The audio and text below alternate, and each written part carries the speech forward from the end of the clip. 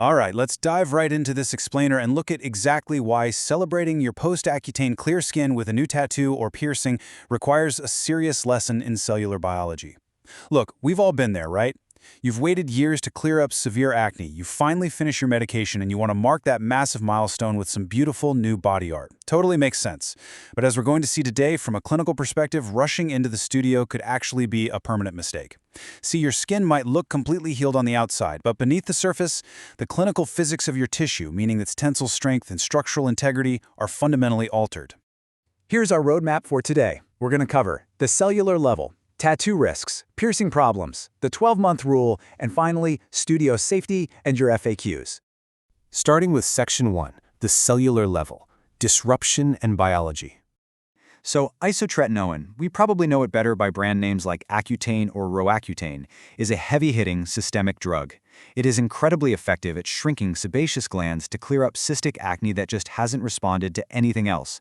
But that clearing power comes with a really massive systemic side effect. It actually alters fibroblast activity and completely suppresses collagen synthesis. This shifts the clinical physics of your dermis so drastically that it essentially rewires how your skin repairs itself after any physical trauma. Think about the normal wound healing cascade for a second. Every single tattoo or piercing completely relies on this precise sequence. When your skin gets punctured, your body triggers a clotting cascade, right? Then comes acute inflammation. And finally, a weeks-long remodeling process. Fun fact, a normal puncture wound can actually start remodeling within days. But Isotretinoin, it essentially hits the pause button on this vital sequence at almost every single step. It literally prevents your cells from executing this crucial physical repair process. And here is the absolute bottom line. Collagen is your skin's scaffolding. It's the building block that dictates the clinical physics of your tissue, giving you the structural integrity and tensile strength you need. So, without adequate collagen, and with your fibroblasts acting all out of whack, wounds close much slower. They scar way more visibly. They just flat out struggle to heal. You're basically trying to build a house without the steel framework. Which brings us to Section 2, tattoo risks and exactly why ink fails on Accutane. A tattoo creates thousands of controlled micro-wounds, and on Accutane, that presents three really distinct biological hazards. First off, when the needle physically drives pigment into your dermis, the lack of a normal healing response just leads to pigment loss. Secondly, you are facing a highly elevated risk of hypertrophic scarring and keloids, that raised, firm scar tissue that completely ruins the art.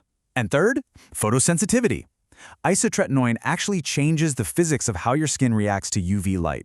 That means even brief incidental sun exposure through your car window can trigger hyperpigmentation and phototoxic reactions right on top of your healing ink. Look, if your macrophages and fibroblasts can't stabilize those ink particles using that collagen scaffolding we just talked about, your new tattoo is going to heal patchy and faded. It doesn't even matter if your artist did a technically perfect, flawless job. Your dermis simply cannot perform the biological mechanics required to hold that pigment in place.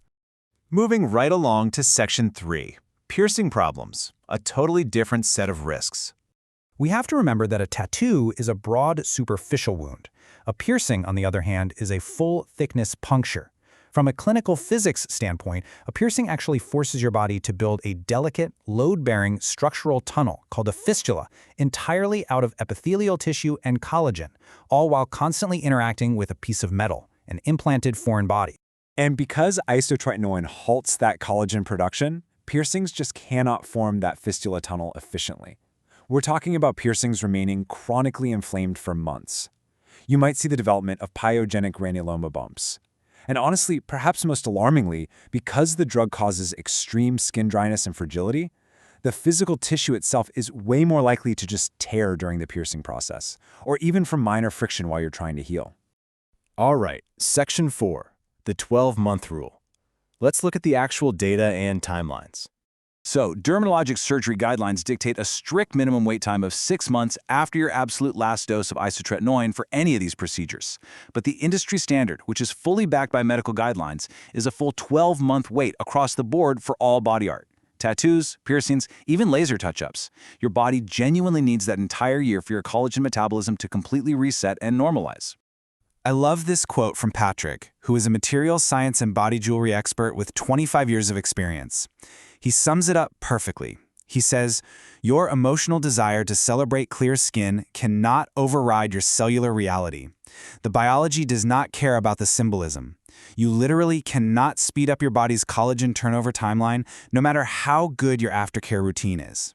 Finally, Section 5, Studio Safety and your FAQs. Listen, a proper health screening form at any reputable studio must explicitly list isotretinoin or retinoids by name. An artist cannot assess your risk if they don't know it, and you can't disclose what you aren't being asked about. If you walk into a studio and they just ask some vague question about medications, grab your coat and walk away immediately. It's just not a safe environment. Okay, question time.